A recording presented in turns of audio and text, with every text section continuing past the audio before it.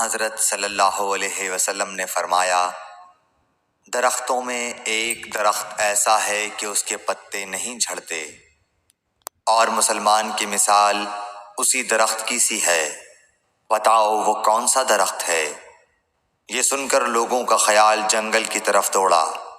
عبداللہ رضی اللہ تعالی عنہ نے کہا، میرے دل میں آیا کہ وہ کھجور کا درخت ہے، مگر میں اپنی کم سنی کی شرم سے نہ بولا۔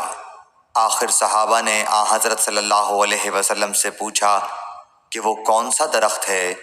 آپ نے فرمایا، وہ کھجور کا درخت ہے۔ صحیح بخاری حدیث نمبر 61۔ حضرت صلی اللہ علیہ وسلم نے فرمایا، درختوں میں سے ایک درخت ایسا ہے کہ اس کے پتے نہیں جھڑتے، اور مسلمان کی بھی یہی مثال ہے، بتلاؤ وہ کون سا درخت ہے؟ یہ سن کر لوگوں کے خیالات جنگل کے درختوں میں چلے گئے۔ عبداللہ نے کہا کہ میرے دل میں آیا کہ بتلا دوں کہ وہ کھجور کا درخت ہے، لیکن وہاں بہت بزرگ موجود تھے، اس لیے مجھ کو شرم آئی۔ آخر صحابہ نے عرض کیا، یا رسول اللہ، آپ ہی بیان فرما دیجئے۔ آپ صلی اللہ علیہ وسلم نے بتلایا کہ وہ کھجور کا درخت ہے۔ صحیح بخاری حدیث نمبر 62۔ صلی اللہ علیہ وسلم نے ایک شخص کو اپنا ایک خط دے کر بھیجا اور اسے یہ حکم دیا کہ اسے حاکم بحرین کے پاس لے جائے۔ بحرین کے حاکم نے وہ خط کسریٰ شاہ ایران کے پاس بھیج دیا۔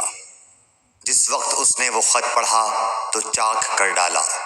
راوی کہتے ہیں، اور میرا خیال ہے کہ ابن مسیب نے اس کے بعد مجھ سے کہا کہ اس واقعے کو سن کر رسول اللہ صلی اللہ علیہ وسلم نے اہل ایران کے لیے بد دعا کی کہ وہ بھی چاک شدہ خط کی طرح ٹکڑے ٹکڑے ہو جائیں۔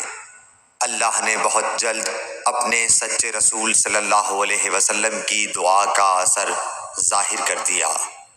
صحیح بخاری حدیث نمبر 64۔ رسول اللہ صلی اللہ علیہ وسلم نے کسی بادشاہ کے نام دعوت اسلام دینے کے لیے ایک خط لکھا یا لکھنے کا ارادہ کیا تو آپ صلی اللہ علیہ وسلم سے کہا گیا کہ وہ بغیر مہر کے خط نہیں پڑھتے، یعنی بے مہر کے خط کو مستند نہیں سمجھتے۔ تب آپ صلی اللہ علیہ وسلم نے چاندی کی انگوٹھی بنوائی جس میں محمد الرسول اللہ کندہ تھا۔ صحیح بخاری حدیث نمبر 65۔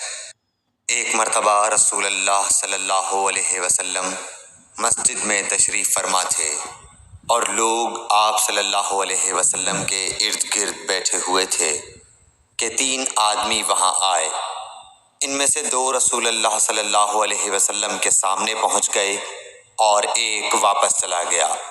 پھر وہ دونوں رسول اللہ صلی اللہ علیہ وسلم کے سامنے کھڑے ہو گئے۔ اس کے بعد ان میں سے ایک نے جب مجلس میں ایک جگہ کچھ گنجائش دیکھی تو وہاں بیٹھ گیا، اور دوسرا اہل مجلس کے پیچھے بیٹھ گیا، اور تیسرا جو تھا وہ لوٹ گیا۔ تو جب رسول اللہ صلی اللہ علیہ وسلم اپنی گفتگو سے فارغ ہوئے تو صحابہ رضی اللہ عنہم سے فرمایا، کیا تمہیں 3 آدمیوں کے بارے میں نہ بتاؤں؟ تو سنو۔ ان میں سے ایک نے اللہ سے پناہ چاہی، اللہ نے اسے پناہ دی، اور دوسرے کو شرم آئی تو اللہ بھی اس سے شرمایا کہ اسے بھی بخش دیا، اور تیسرے شخص نے منہ موڑا، اللہ نے بھی اس سے منہ موڑ لیا۔ صحیح بخاری حدیث نمبر 66۔